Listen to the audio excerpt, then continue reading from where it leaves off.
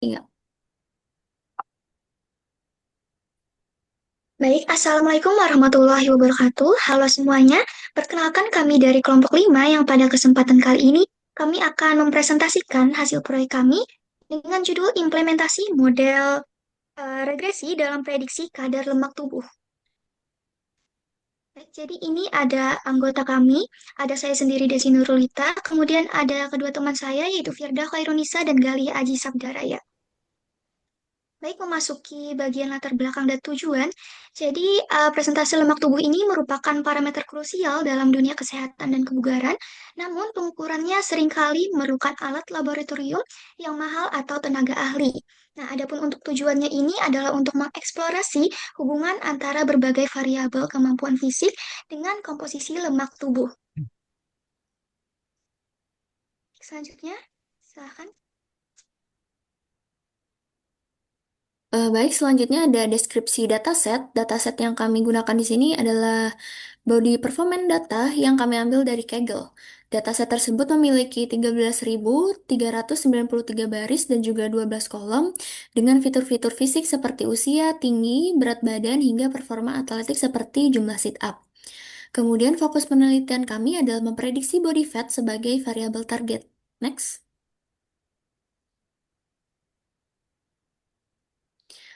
Selanjutnya ada data preprocessing pipeline, di mana untuk tahap data understanding kami menggunakan dataset dengan 13.000 baris, yang dimana tanpa missing value, kami juga melakukan IDE dan juga analisis korelasi untuk memahami hubungan antar fitur. Kemudian masuk ke transformasi fitur, kami memisahkan variabel X dan juga Y, lalu menerapkan one hot encoding pada fitur gender. Kami juga melakukan uji variance inflation factor untuk memastikan tidak ada masalah multikolinearitas yang bisa mengganggu kestabilan model regresi kami. Selanjutnya ada next.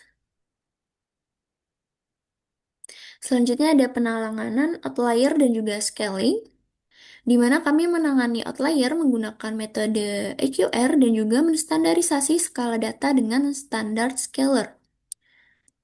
Kemudian ada juga K-fold cross validation, yang dimana prosesnya data dibagi menjadi 5 subset secara bergantian, satu subset menjadi data uji dan 4 subset menjadi data latih. Tujuannya untuk mendapatkan estimasi performa yang stabil dan juga menghindari overfitting. Next.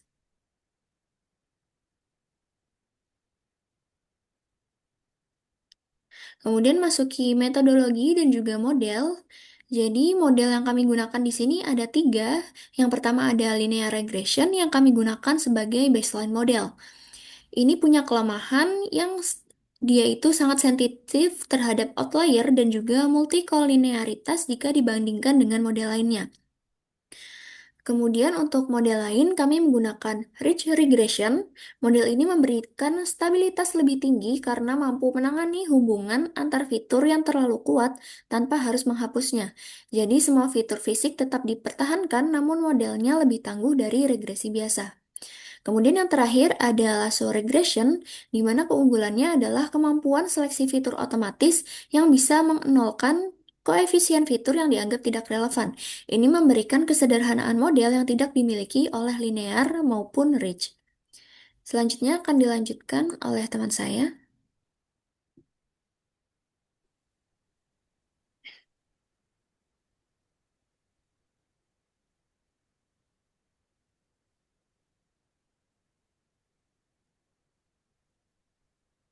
Next.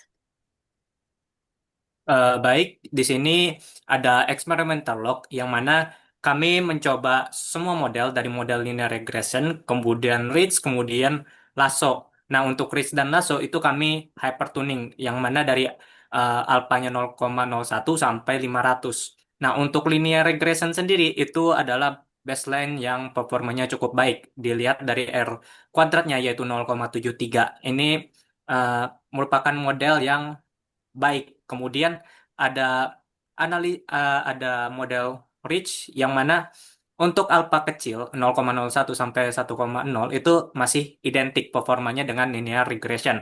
Kemudian seiring bertambahnya alpha parameternya itu nilai R kuadrat sama metrik lainnya itu terus menurun sampai ke 500. Kemudian untuk Model Lasso itu eh, berbeda dengan dua model yang lainnya. Pada Alpha 0,1 itu performanya sudah mulai menurun. Kemudian terus menurun sampai Alpha 500. Dilihat dari sini, linear regression standar, kemudian dengan RIS dengan alpha yang sangat kecil itu model yang paling baik dalam hasil eksperimen di sini. Next.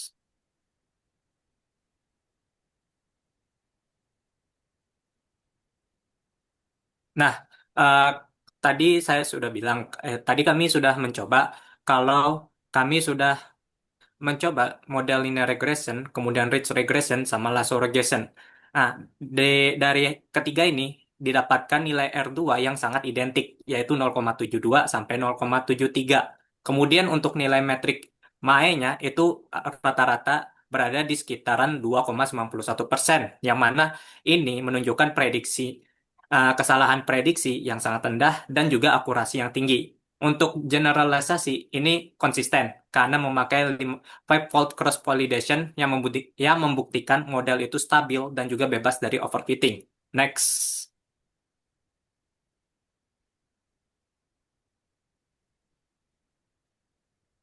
Nah, ini ada log prompt dan modifikasi. Yang pertama adalah mau membuat outlier pada stress test.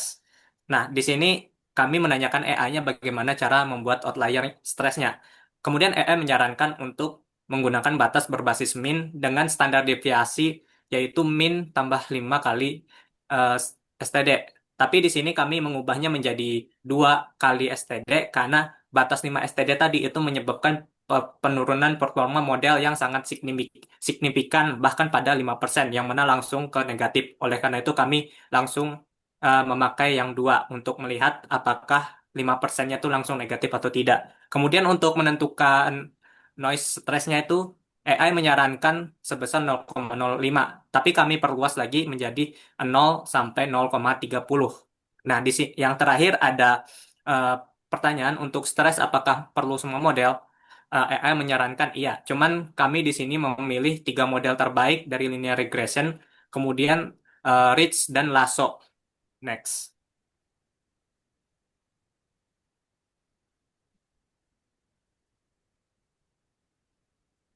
Nah, eh, setelah mendapatkan tiga model terbaik itu, kami melakukan stress test. Ada noise stress, outlier, kemudian distribution. Tapi kami memakai covariate shift. Nah, untuk noise stress tadi itu diuji dengan tiga model terbaik, sangat stabil pada gangguan kecil, 0,0 sampai 0,10.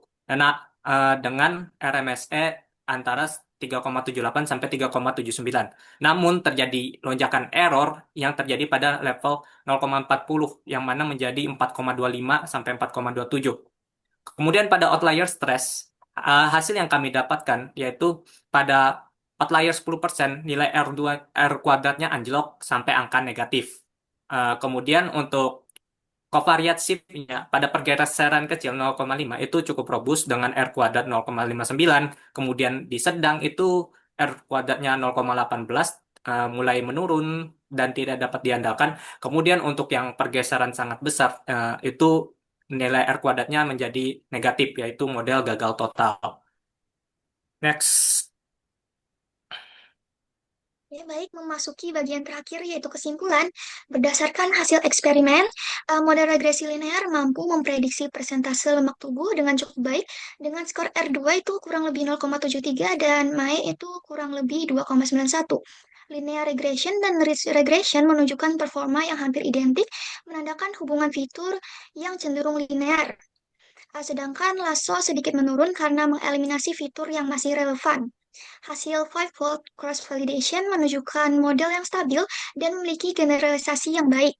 Namun, melalui pengujian noise, outlier, dan covariate shift, model terbukti cukup robust terhadap gangguan kecil, tetapi sensitif terhadap outlier yang ekstrim dan pergeseran distribusi, sehingga pre-processing dan monitoring data menjadi faktor krusial dalam implementasi yang nyata. Baik, demikian pemaparan dari kelompok kami. Semoga hasil yang kami sampaikan dapat memberikan gambaran yang jelas mengenai proses dan temuan yang kami peroleh. Terima kasih banyak atas perhatiannya. Wassalamualaikum warahmatullahi wabarakatuh.